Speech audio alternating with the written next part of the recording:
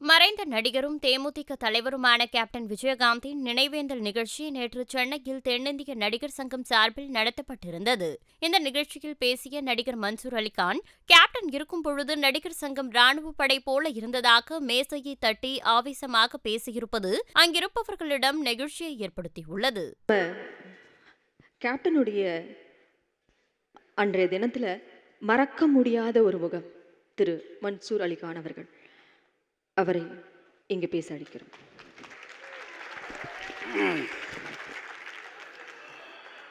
எனது குடும்பத்தை சார்ந்த அனைவருக்கும் பணிவான வணக்கங்கள்.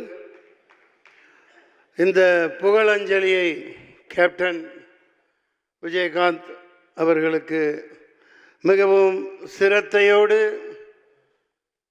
நடத்தி கொண்டிருக்கும் தென்னிந்திய நடிகர் சங்கத்தினருக்கும் அனைத்து உறுப்பினர்களுக்கும் தலைவர் நாசர் அவர்கள், செயலாளர் விஷால், பொருளாளர் கார்த்திக் மற்றும் பூச்சி முருகன் ஐயா, அனைத்து பொறுப்பாளர்களுக்கும் பணிவான வணக்கங்கள்.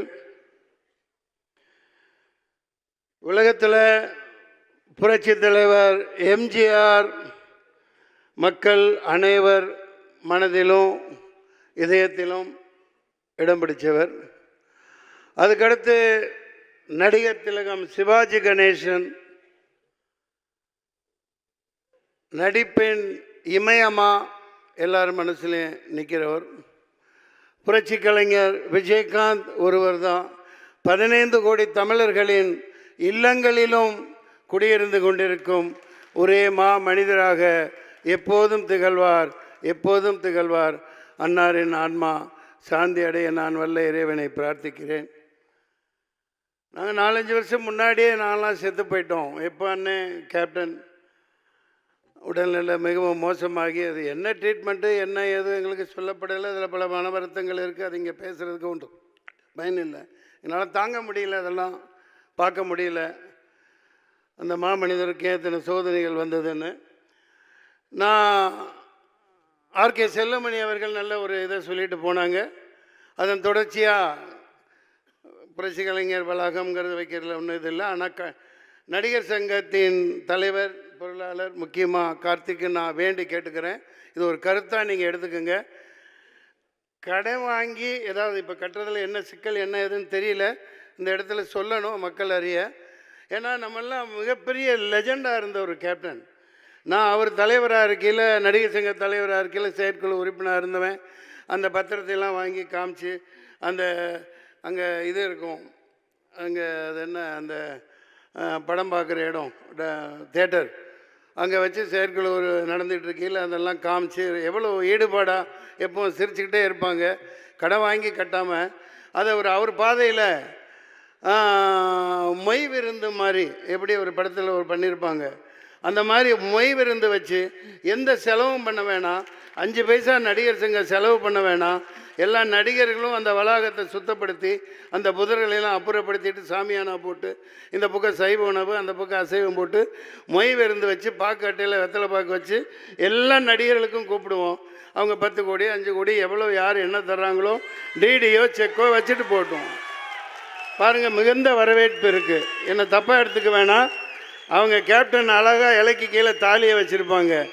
அதே பாணியில் அது வேறு ஃபார்மேட்லேயும் பண்ணிக்கலாம், ஒன்றும் தப்பு இல்லை. எல்லாத்தையும் கூப்பிட்டு, ஏண்டா எவனோ இங்கே தமிழ்நாட்டில் ஆட்டை போட்டு என்னதையும் பில்டிங் கட்டுறான். 40 பில்டிங் கட்டுறான், 40 மாடி கட்டுறான், 50 மாடி கட்டுறான். இப்போ நம்ம கண்ணு முன்னாடி கூளை கும்பிடு போட்டவன் 20 வருஷத்துக்கு முன்னாடி என்கிட்ட அசிஸ்டண்ட்டாக இருந்தவன் பெரிய பில்டராக இருக்கான். நம்ம அதே இடத்துல இருந்துகிட்ருக்கோம். இப்போ கேப்டன்லாம் நடிகர் சங்கம்னா ஒரு இராணுவ பலத்தோடு இருந்துச்சு, இராணுவ பலத்தோடு இருந்துச்சு. சாதாரணமாக இருந்தார். எல்லா ஆட்சியாளர்கள்லாம் பயந்தாங்க. இல்லாட்டி ஒரு ராமேஸ்வர போராட்டம் ட்ரெயின் ஃபுல்லாக ரொப்பிக்கிட்டு அங்கே போய் நடத்தி காமிச்சிருக்க முடியாது. நெய்வேலி போராட்டம் இங்கே குறிப்பிட்டாங்க பேசினவங்க. நம்ம அதுக்காக நம்ம 2 கொம்பு வச்சுக்கிட்டு இருக்கணும்னு அவசியம் இல்லை. கதாநாயகர்கள் விஷால் உங்களுக்கு சக்தி இருக்குது, நாசர் சார் உங்களுக்கு சக்தி இருக்குது. இனிமேலும் நடிகர் சங்கம் ஒரு இராணுவ பலத்தோட மிகப்பெரிய அங்கமாக தமிழ்நாட்டில் இருக்கணும். எவனுக்கும் கட்டுப்பட வேண்டிய அவசியம் இல்லை. பார்த்துக்கலாம், எத்தனையோ கோடி போட்டு பணம் எடுக்கிறோம். தயவு செஞ்சு கடன் வாங்காதீங்க. அதாவது டிரான்ஸ்பரண்ட்டாக இருக்கட்டும். எந்த நடிகர் என்ன கொடுக்குறாங்களோ என்னங்க இதெல்லாம் ஒரு ஜிஜிபி மேட்ருங்க, சாதாரண விஷயம். ஒரே வருடத்துக்குள்ளே கட்டப்பெறணும். விஷால் அது நிச்சயமாக செய்வார். கார்த்திக் பொருளாளர்கிட்ட கெஞ்சி கேட்டுக்கிறேன், நான் கூட வரேன். நீங்கள் செயற்குழு உறுப்பினர்கள் மட்டும் ஈகோ பார்த்துட்டுலாம் இருக்காதீங்க. நடுராத்திரி கூப்பிடுங்க, எப்போ கூப்பிட்டாலும் வரோம், எல்லாரும் வருவாங்க. இது ஒரு சாதாரண விஷயம்.